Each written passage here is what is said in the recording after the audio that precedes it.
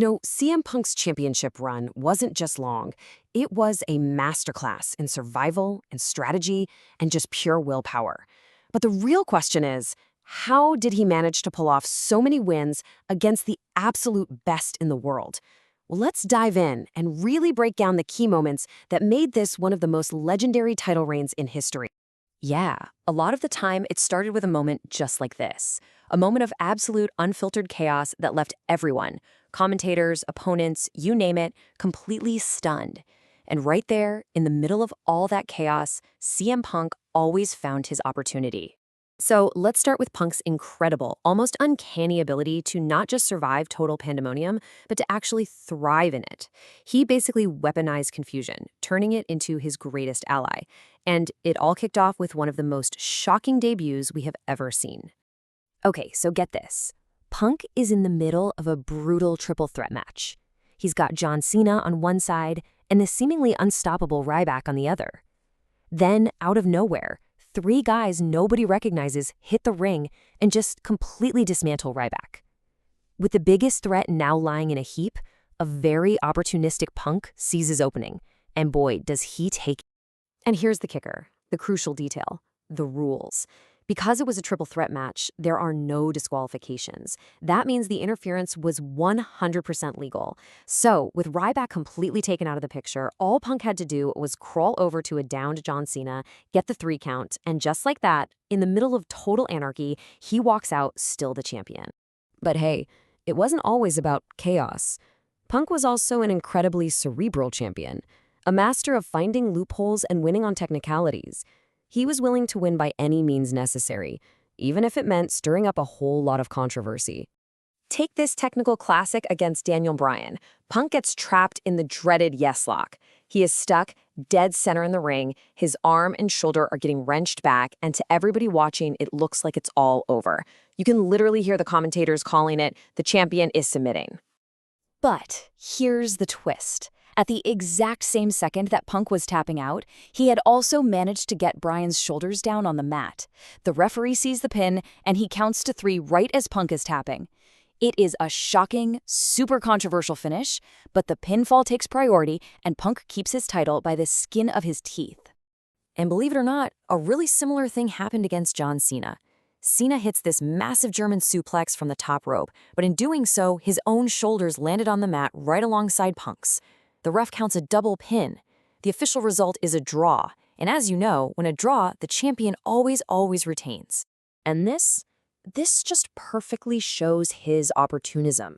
In another triple threat, John Cena does all the heavy lifting, hoisting the gigantic Big Show up for his finisher. The second Cena hits the move, though, Punk is on him, rushes in, throws Cena right out of the ring, and just steals the pin on Big Show for himself. He literally lets his opponents do all the hard work, then he waltzes in and reaps the rewards. Look, you can't just be clever or lucky to hold a title for that long. You have to be tough. A huge part of Punk's reign was defined by his sheer endurance and this incredible ability to just absorb punishment and keep on fighting. Early on, you had guys like JBL pretty much challenging Punk to prove he had the grit of a real champion. And in their match, Punk took an absolute beating but just kept kicking out. He endured everything JBL threw at him, waited for that one single opening, and then he capitalized, proving to everyone he was more than tough enough to be on top. Or think about the insane physical toll of a steel cage match against a daredevil like Jeff Hardy.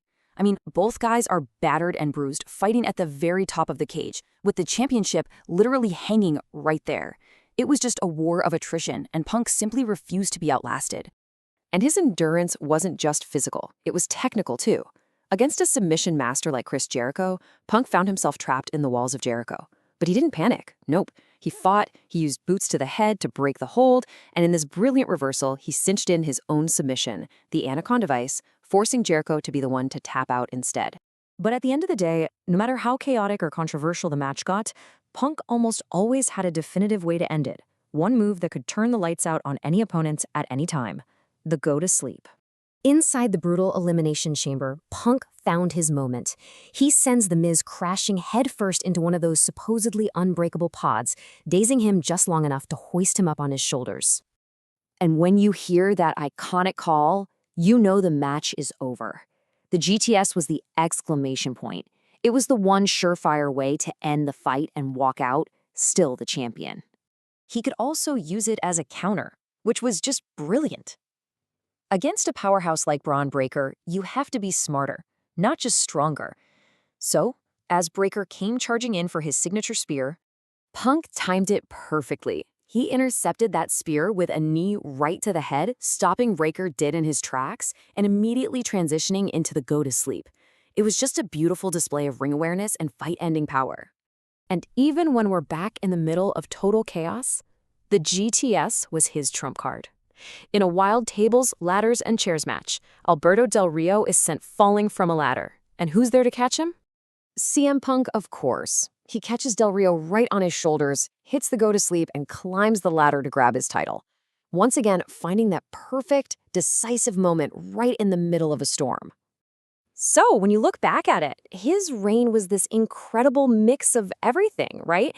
He thrived in chaos, he won through controversy, he showed unbelievable endurance, and he had that one definitive finisher. So it really leaves you with the question, what truly defines a legendary champion? Is it just one of these things, or is it the mastery of all of them that creates a legacy?